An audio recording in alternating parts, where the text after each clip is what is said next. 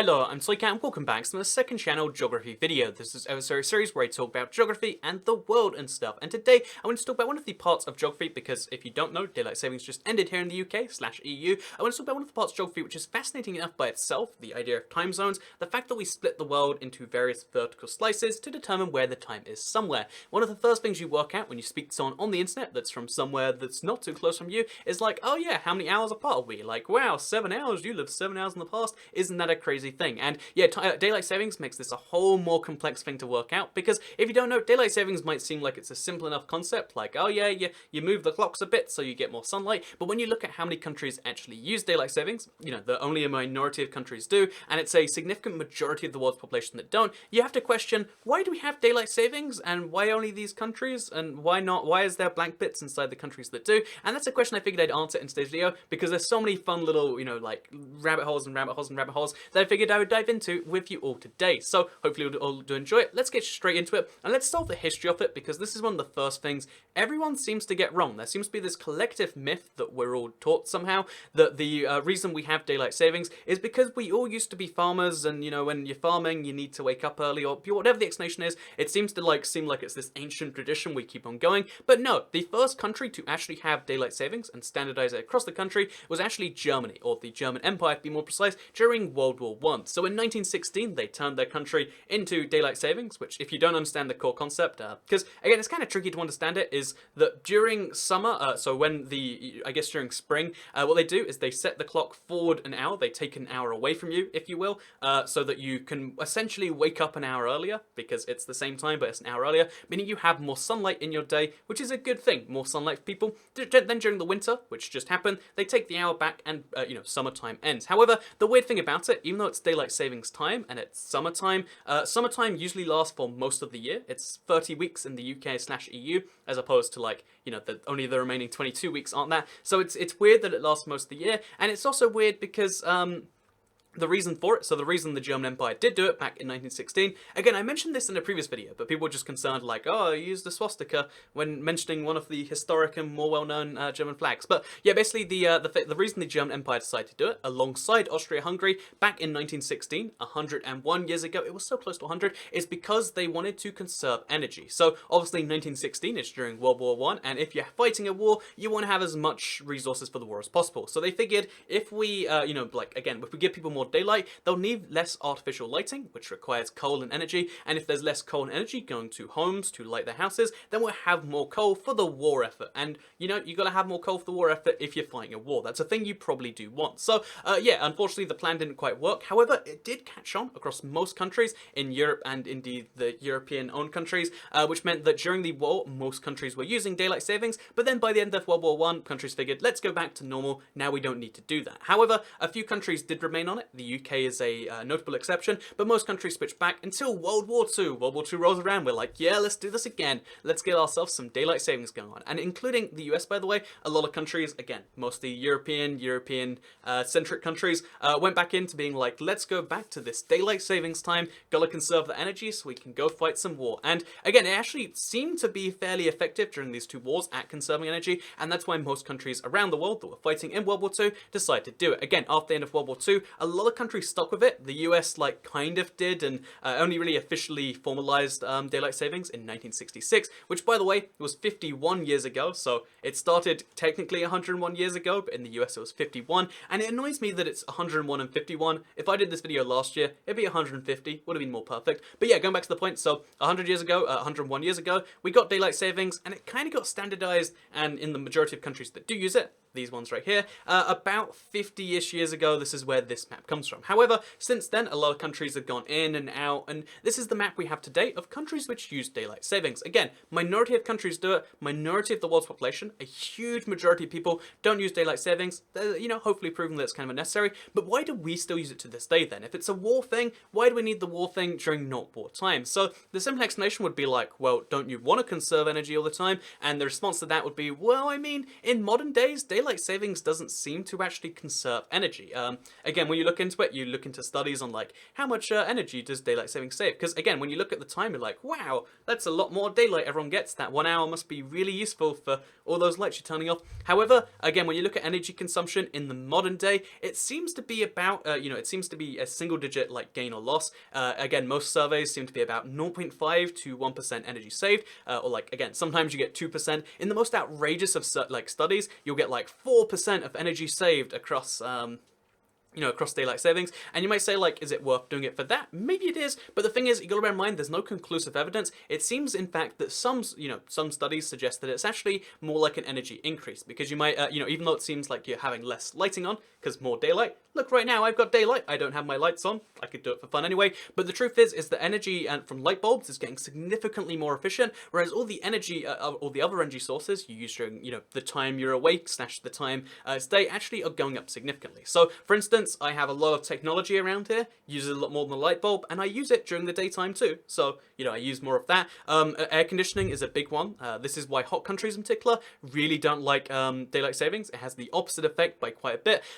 Because if you have a really hot country, the sunlight means burning hot thing in the sky that is causing a lot of heat, which means you need more AC time. So you have 1 hour less of turning on your lights, but you have 1 hour more of turning on your AC and making the world like not painfully burning. And because of that, that means really hot countries tend to avoid daylight savings. So yeah, the first rule of daylight savings is that if it's a really hot country, they tend not to use it. And by the way, I looked at this map and I mentioned that like, oh yeah, these are the countries that use daylight savings, but bear in mind, lots of countries have like gaps within them. So, Saskatchewan, I believe it is, doesn't actually use daylight savings. Arizona and Hawaii do not use daylight savings, as well as every other US-owned territory. Brazil's northern half does not use daylight savings. And also Australia, the northern half of that too, does not use daylight savings. So, yeah, and again, then look at the rest of the map, and you can kind of understand most countries are not using it. And you might say, well, they're all hot places. Russia is phenomenally well known for being hot. That is what you picture from Russia, right? Same with Mongolia and Kazakhstan. But no, that's the first rule to it. And the second rule is generally the closer you are to the equator, the less likely you are to use daylight savings, because the other kind of effect to it is like, okay, so it saves energy, but doesn't. But then the other effect is like, but then people get more daylight, and that's a good thing. And the further you are from the equator, the more intensely varied your seasons are. If you're literally at the North Pole, then you get like a ridiculously long summer, and you get like the sun is up for like months at a time. And if you're way down on the South Pole, the sun doesn't come up for months at a time at the same time. They flip. Basically, your days get more intense. Whereas in the UK, again, you can see the shift is only about like a few hours of daylight between the year, and it's a fairly significant few hours, but it's only a few hours. It can be like 12 or 16 hours. So the further north you are, the more daylight savings can actually be useful in that way, or the further south and north. Again, when you're close to the equator, you get a 12-hour sun and 12-hour not sun, or it's not 12, but let's just say 12 and 12 to make it easy, every single day. And the further out you get, the more varied it gets by the season. So yeah, as you can imagine, DR Congo, the north half Brazil, Ecuador, Colombia, these countries do not use daylight savings, and they don't need it, because again, their day is the same regardless. Adding daylight savings would, they're not saving any daylight by doing that. So yeah, there's kind of two criteria to why countries would not want it. But what about the rest? Why not China? Why not Mongolia? Why not even Russia? Like big example, South Africa, Argentina. Why are all these countries not using daylight savings? Well, again, I said the energy thing and then immediately discounted it as being basically nothing, but there's actually a bunch of other side effects from daylight savings, which, again, all of the closest things you can say to positive are kind of a negative at the same time too, because bear in mind, to have daylight savings, you are essentially giving people an hour, but then taking it away, or you're taking it away so you can give it back to them, basically. And this causes a lot of negative effects, as it so turns out. So the day after daylight savings, because you're taking away an hour, you're making people more sleep deprived by exactly 60 minutes. There's an increase in suicides. It's one of the big spikes during the year, because again, being sleep deprived increases suicides by like 1 to 3%. So again, it's like minor decrease in energy, but increase in suicides. There's a increase in the tourism and leisure business. So stuff like golfing goes up significantly, because you got more hours to I don't golf, to drive some balls down range. That sounds like a sentence that golf people would say. You have more hours to do that. But then ratings on TV shows, box office receipts go down. Basically, there's a bunch of things in the economy. Productivity goes down significantly when you take away an hour, goes up significantly when you give them an hour. We're talking hundreds of millions too here, by the way. Basically, there's a whole bunch of winners and losers in tiny fractions of percentages from daylight savings, and you look at this and you can't see any major benefit to it. Again, the only benefit which you can say objectively without disproving, because again, there's technically a decrease in some sorts of crimes, but increases in others. There's all these like tiny, we're talking like nothing more than like 5 or 10% in any one given field. There's all these tiny winners and losers from daylight savings, and the only thing you can say to truly defend it and to say, well, this is the reason it has to be non-stop definitively that, is that, oh yeah, well, daylight savings gives people an hour, and the hour must make them happier, or it means that school children don't have to walk to school in the dark or whatever. You know, you can make up reasons like that, and it's like, let's not get rid of it though. However, again, when you look at this map, is the school children's dark thing a big problem in Russia and Iceland and all these other countries? And in fact, one of the crazy things is a lot of countries, so again, if you look on this map, these are countries that formally use daylight savings, the ones that aren't marked there, and that is because, like some countries decide to switch to permanent summertime. So all of the benefits you can argue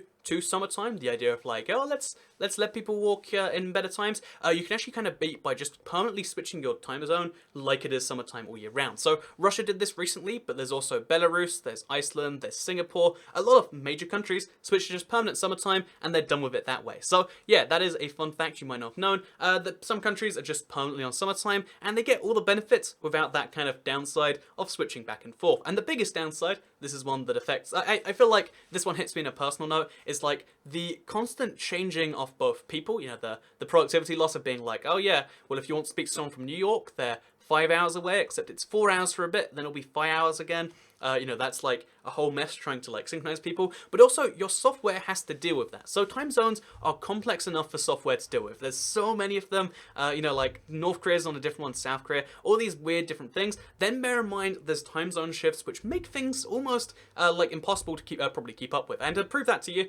so again, it's complex enough that like only these countries use daylight savings.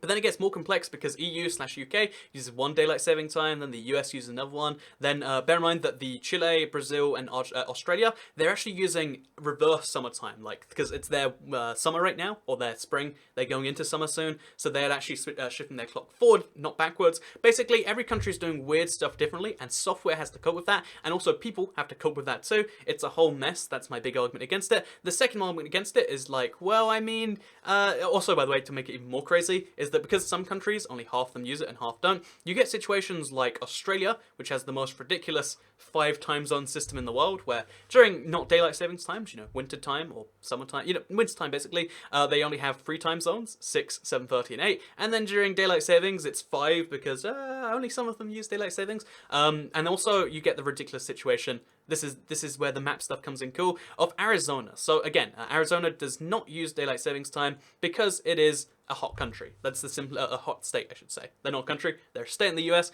However, if you look around them, first of all, you see that a part of California, a tiny part, is a Native American reservation, so they don't use daylight savings. Reservations can set up their own like rules and time, because why not, right? But then you get the situation of Arizona, where there is a nation in there, the Navajo, if I'm not mistaken, that use daylight savings, this little northeastern portion, but then there's a Hopi reservation inside them that doesn't use daylight savings, which is, I mean, you look at that map by itself, and if I'm not mistaken, it goes like more layers down, but my point with this all is like, what is going on there? You can see, so this is the Navajo, I was correct on that one, they use daylight savings, because they're in multiple different places, but then if you look, the Hopi reservation doesn't use it, but then the Navajo reservation is inside that Hopi reservation just over here, which means you have like, what is with, look at this.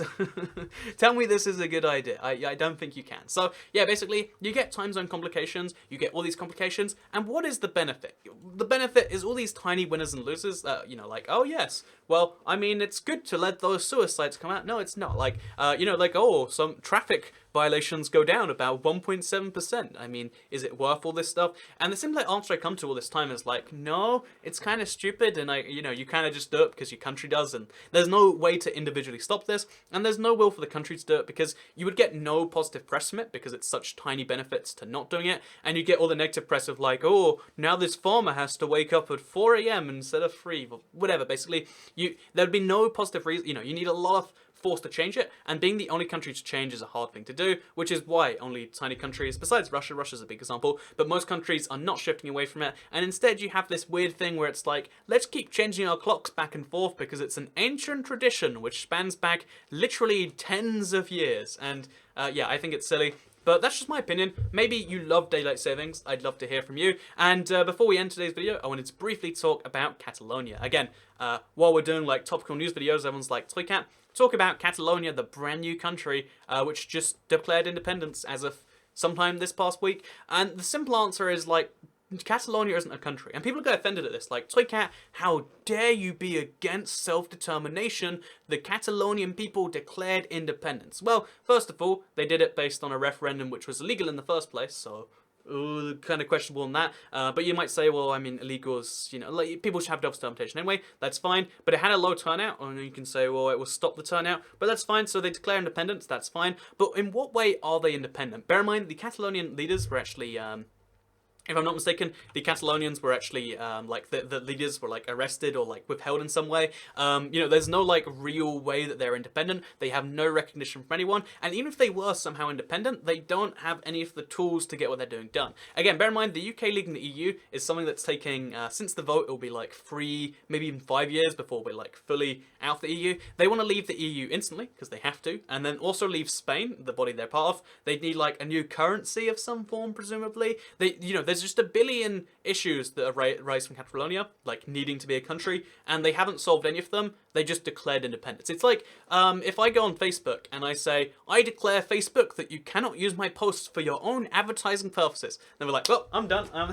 I mean, I declared, right now, I declare bankruptcy. Oh no, my phone, all my money's gone because I just declared bankruptcy. No, just saying you declare something isn't quite enough for it. And I know that's offensive. I want to believe there'll be a Catalonia. I have no horse in this race. Like, Catalonia or no Catalonia, not my problem, not my concern. It'd be kind of cool to have another country to visit. But what I will say is right now they're not a country. Maybe one day they will be, and I'd love to cover it as soon as they do something, if they get recognition from a full-on country, or if they have something behind them that actually means independence, then we'll talk about Catalonia. But yeah, for now, it's just a non-story. It's like if I say, I declare England to be independent from the EU, we're leaving right now. This moment, I declare. I'm